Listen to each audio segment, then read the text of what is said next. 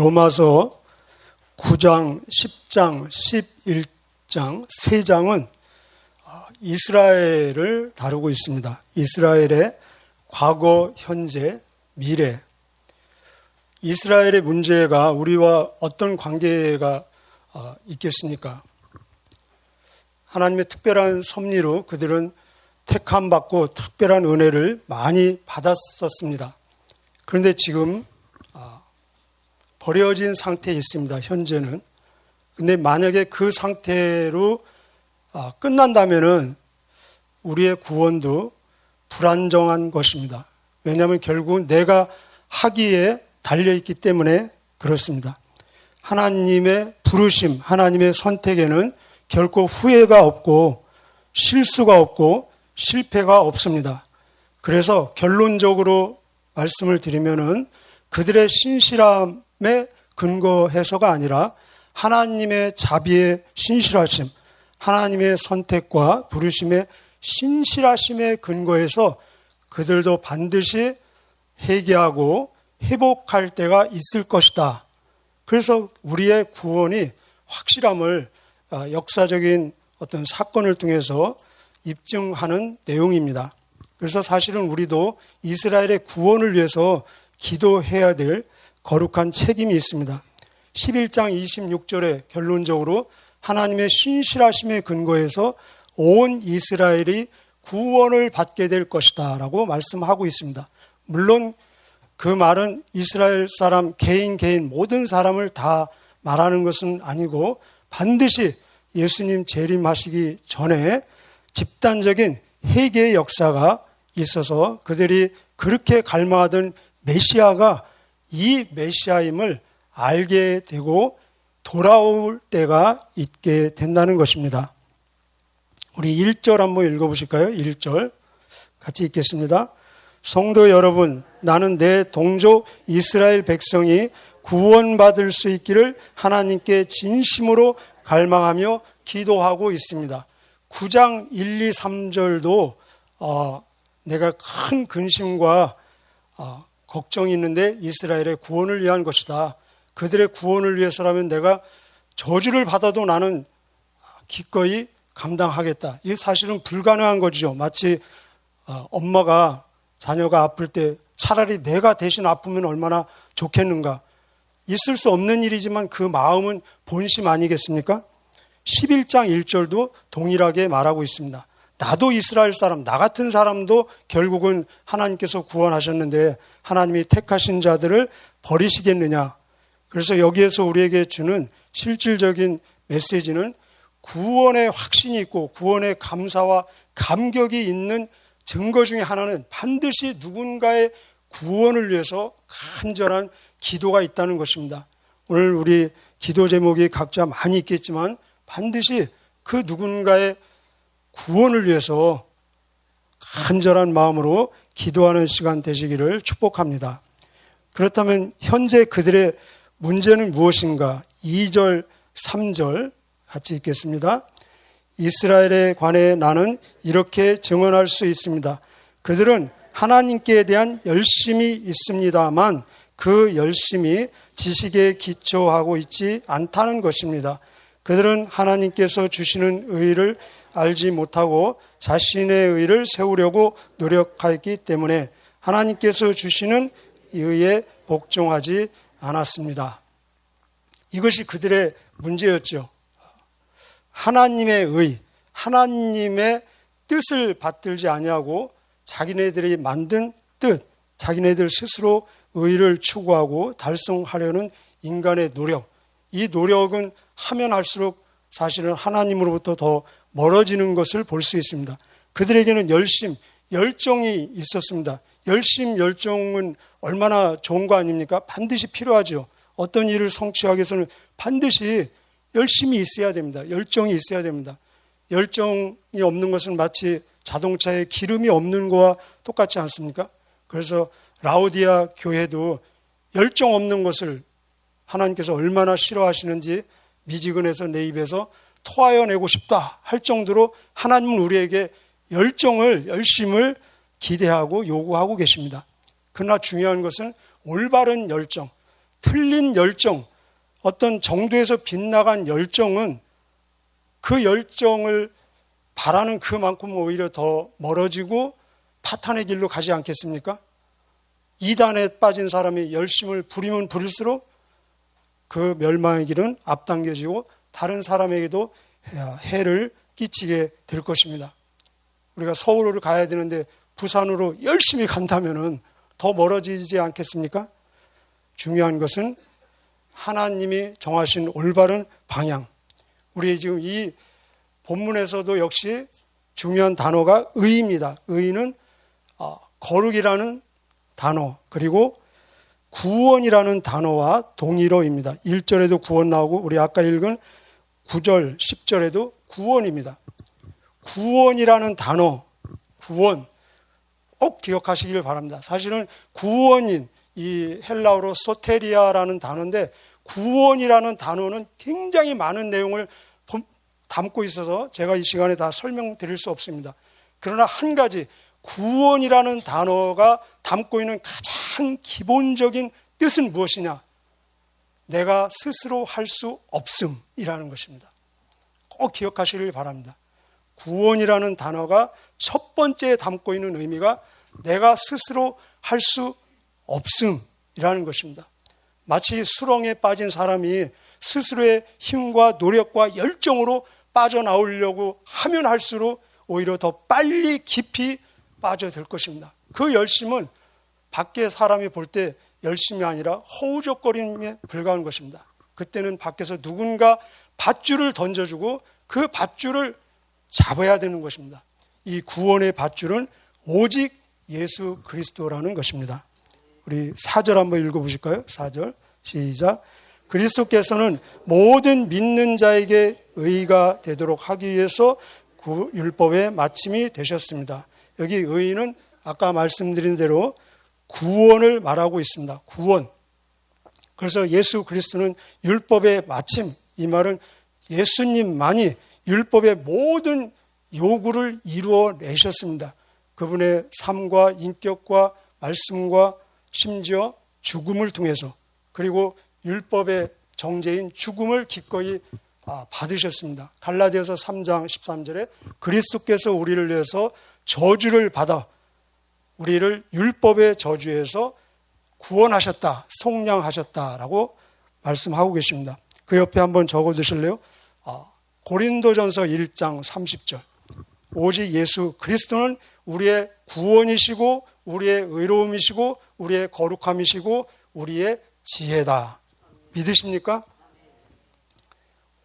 5절은 이 구약 레위기 18장 5절에서 인용한 말씀인데, 모세는 율법으로 얻게 되는 의에 관하여 율법을 행하는 사람은 율법으로 말미암아 살 것이다 기록했습니다. 그런데 이렇게 안 된다는 것입니다. 이 말은 예를 들어서 산소 호흡기를 끼고 있는 사람은 산소 호흡기로 살 것이다, 그런 의미입니다. 얼마나 살겠습니까? 완전하게 정말로 영원히 살기 위해서는 하나님이 공급하시는 호흡으로 살 때 그 호흡이 오래가지 않겠습니까? 이것은 말은 맞지만 사실적으로는 안 이루어진다는 말씀입니다. 역설적인 진리입니다. 그렇다면 우리가 하나님의 의를, 하나님의 구원을 어떻게 받을 수 있을까? 6절 이하에 나오는데 우리 6절, 7절 한번 읽어보실까요? 시작. 그러나 믿음으로 얻는 의는 이렇게 말합니다. 너는 마음속으로 누가 하늘에 올라간단 말인가? 라고 말하지 말라. 이 말은 그리스도를 땅으로 모셔 내려오겠다는 뜻입니다. 또는 누가 이 땅 아래로 내려간단 말인가? 라고 말하지 말라. 이 말은 그리스도를 죽은 사람들로부터 모셔 올리겠다는 뜻입니다. 8절. 성경이 무엇이라고 말합니까? 말씀이 내게 가까이 있으니 내 입에 있고 내 마음에 있다. 이것이 바로 우리의 선포하는 믿음의 말씀입니다. 구원받기 위해서 꼭 필요한 것 세 가지가 있으면 누구도 구원받을 수 있습니다.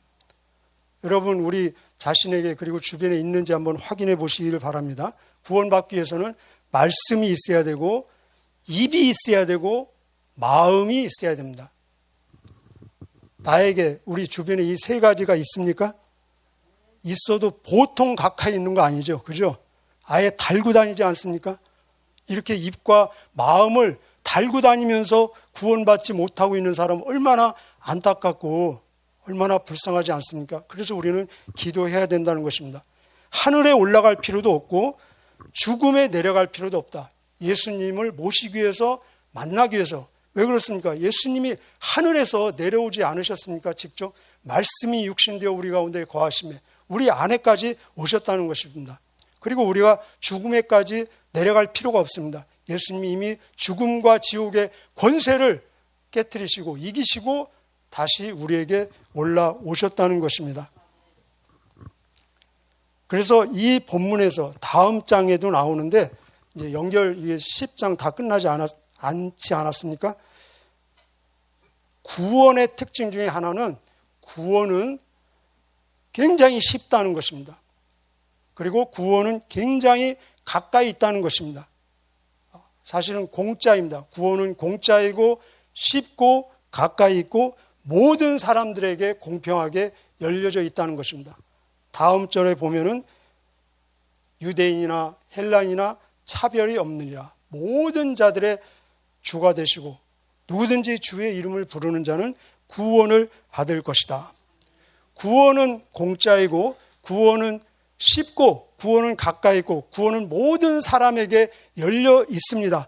그런데 인간은 재성이 있지 않습니까? 오히려 이렇게 쉽고 가까이 있고 공짜이고 모든 사람에게 열려 있는 것이 어떤 사람에게는 방해가 된다는 것입니다. 죄의 본성에 의해서. 왜 그렇습니까? 우리는 죄의 본성을 갖고 있기 때문에 공짜를 좋아하지만 공짜를 잘 못 믿는 경향이 있습니다. 그리고 쉬운 것은 하찮게 여기는 경향이 있습니다. 그리고 모든 사람에게 다 열려있는 것은 소중하지 않게 여기는 경향이 있습니다. 그래서 우리가 똑같은 것을 받아도 나만 주면은 굉장히 좋아하다가 모든 사람 다 주면은 에이 뭐 다 줬네 뭐 그러지 않습니까? 그 받은 그것이 중요한 건데 나만 받았나 다 받았나 막 여기에 관심을 보이고 이게 사실은 죄성에서 나오는 것입니다. 왜 구원이 공짜이고 왜 쉽고 가까이 있고 모든 사람에게 열려 있느냐? 그만큼 구원이 소중하고 그만큼 절대적으로 모든 사람이 구원을 필요로 하기 때문에 그렇다는 것입니다. 구원이 왜 공짜이고 쉽고 모든 사람에게 열려있고 가까이 있는지 제가 짤막하게 6가지 이유를 말씀드리겠습니다. 여러분이 두고두고 한번 묵상해 보시길 바랍니다. 첫째는 하나님의 사랑입니다. 하나님은 사랑이시라. 하나님은 세상을 이처럼 사랑하사 그 사랑의 하나님이 모든 사람이 구원을 받아 진리에 이르기를 원하시고 할 수만 있다면 한 사람도 멸망치 않고 회개하기에 이르기를 원하시는 그 사랑의 하나님께서 구원의 조건을 직접 결정하셨는데 얼마나 쉽게 그 조건을 정하지 않으시겠습니까? 두 번째는 하나님의 전능하십니다. 우리 4장 이하부터 보셨죠. 하나님은 죽은 자도 살리시고 없는 것도 있는 것으로 부르시고 만드시는 하나님, 구원을 하시는데 그 전능하시고 불가능한 것이 없으신 하나님께서 우리를 구원하시는데 얼마나 우리 입장에서는 쉽게 만들지 않으시겠습니까? 그래서 결국은 은혜가 은혜되기 위해서입니다. 구원은 은혜라는 거 우리 많이 알고 있죠. 에베소 2장 8절 9절. 은혜로 말미암아 믿음으로 구원을 얻었나니 이것이 너에게서 난 것이 아니요 하나님의 선물이라. 행위에서 난 것이 아니니 은혜가 은혜되기 위해서 우리가 1원이라도 지불했으면 그것은 싸게 산 것이지 은혜가 아닙니다. 공짜가 아닙니다. 은혜가 은혜되기 위해서 그렇다는 것입니다. 왜 구원이 쉽고 모든 사람에게 열려있고 공짜인가? 우리 인간의, 저와 여러분, 우리 인간의 철저한 무능력과 무기력 때문에 그렇습니다. 우리는 영적으로 구원받기 바로 직전에 어떤 상태였습니까? 죽어있던 상태입니다. 에베소 2장 1절에. 허물과 죄로 죽었던 너희를 살리셨다. 죽은 사람이 살아나면은 할 일이 많이 있지만 살아나기 위해서 본인 입장에서 먼저 할 일은 아무것도 없다는 것입니다. 예수님께서 나사로를 살리셨는데 나사로가 살아나기 위해서 자기 입장에서 먼저 주도적으로 한 일이 뭐가 있겠습니까? 아무것도 없습니다. 예수님이 살리셨다는 것입니다. 아까 말씀드렸죠. 구원의 첫 번째 의미는 나는 아무것도 할 수 없음이라는 의미가 담겨 있다는 것입니다. 왜 구원이 쉽고 공짜이고 모든 사람에게 열려 있느냐?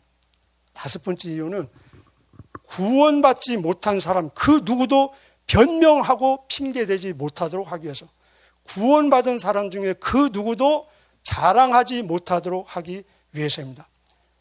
끝으로 이 구원이 왜 이렇게 쉽고 모든 사람에게 열려있고 가까이 있느냐? 십자가의 효력 때문에 그렇습니다.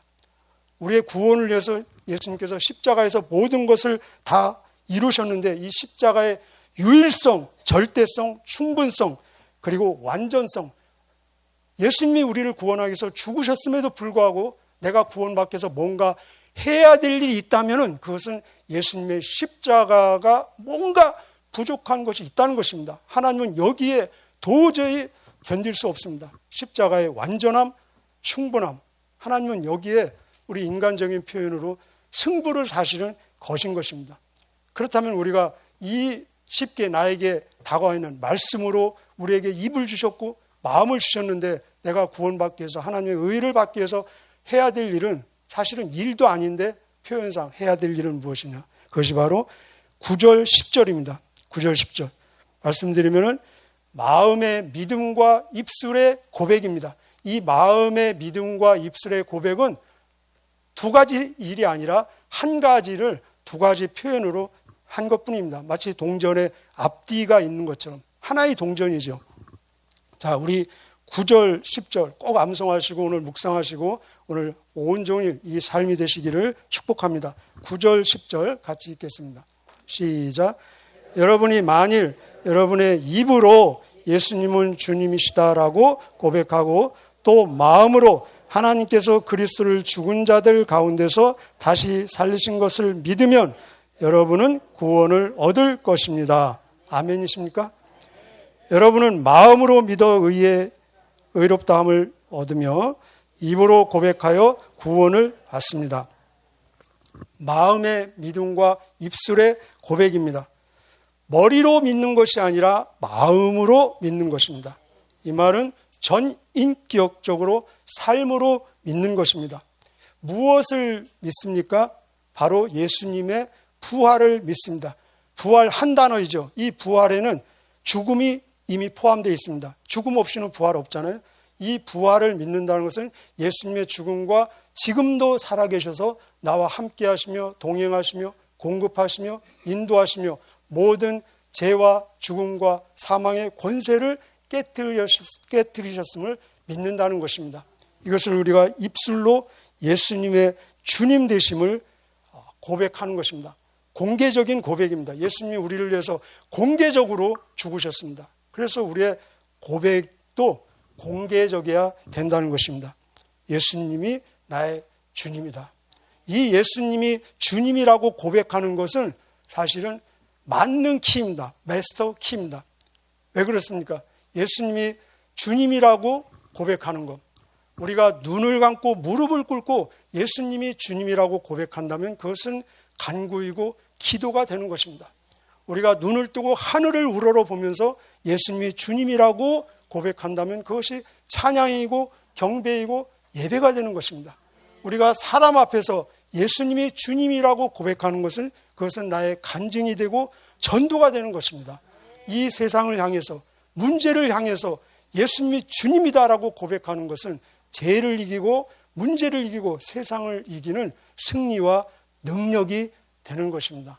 예수님 말씀하시기를 너희가 사람 앞에서 나를 시인하면은 나도 하늘에 계신 아버지 앞에서 너를 시인할 것이다. 오늘 우리의 삶, 온종일의 삶, 인격과 걸음과 입술과 호흡까지도 예수님의 주 되심을 선포함으로 온전히 하나님의 기쁨과 영광이 되는 하루 되기를 축복합니다. 기도하시겠습니다.